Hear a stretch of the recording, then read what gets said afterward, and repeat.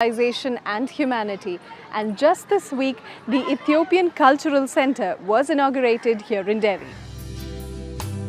The center was inaugurated by the Ethiopian State Minister of Industry, Ithopian Haile, in the presence of dignitaries from African nations and friends of Ethiopia. I would like to welcome you to this cultural center, which has the purpose of introducing the various culture of Ethiopia to the Indian community.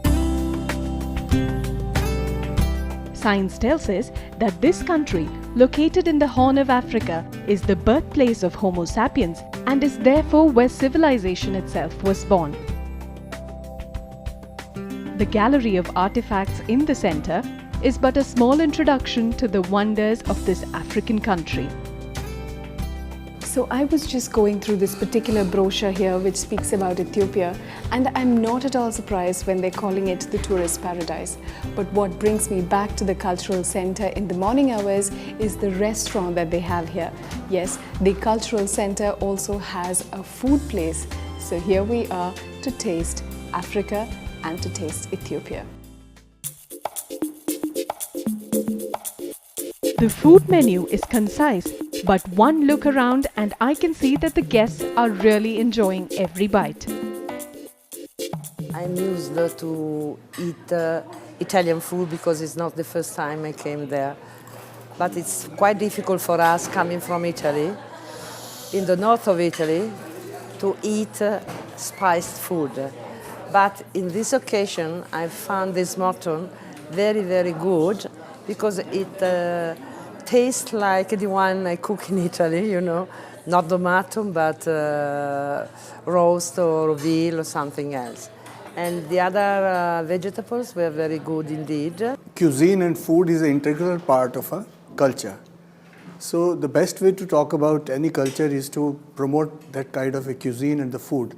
Here we are with Ethiopian food, and we have special chefs. They have come from Ethiopia, and we are the first one in this country to prepare the Ethiopian food and serve it in the most hygienically conditions.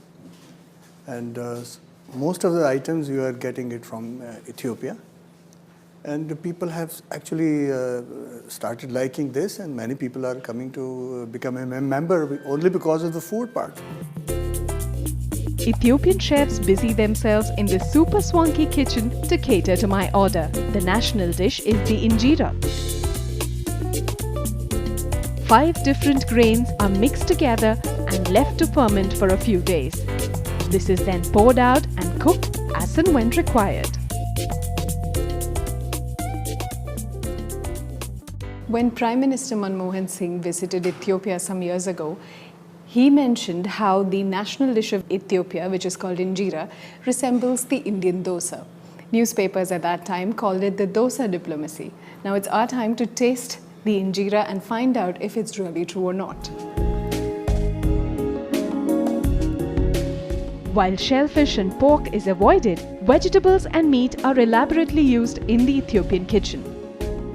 A clear sign of religion influencing the way of life. The injera can therefore be paired with different types of curries called wats. The goman wat, for instance, is stewed spinach braised with lentils. The fasolia is Ethiopian green bean and carrot stew and is a spicy, chewy mix of roughly chopped vegetables with a distinct taste.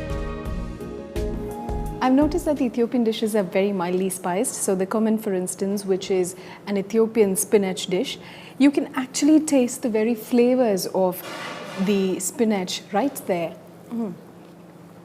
And the same applies to the beans and carrot. It's very fresh and you taste the real goodness of the vegetable in question. If you are looking for a non-vegetarian meal, then they do have the torovat, which when translated means chicken curry. This is perhaps the best known food from this country. Large pieces of chicken and a boiled egg floats on thick gravy of coarsely ground onion paste. The redness of the dish comes from the use of the Ethiopian chili called the berbere, and honestly, it is all show and no fire. The dish also has a mutton version. Just a lot of oil, but very mildly spiced. Now that I'm done with the main course, it's time for some coffee. Dessert is not something that the Ethiopians take to, but they have something called a coffee ceremony, a rather elaborate process. So I'm going in for that now. And coffee, of course, is Ethiopia's contribution to the world. So I'm very, very excited about the coffee ceremony in the other room. Follow me.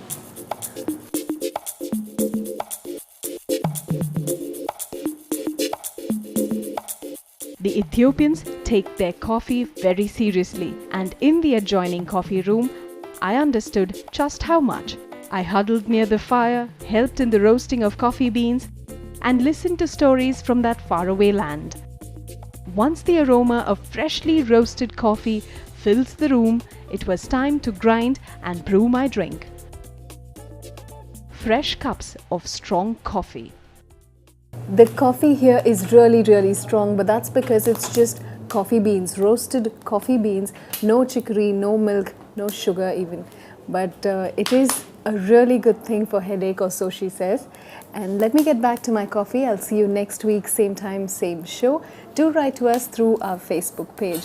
And until later, goodbye.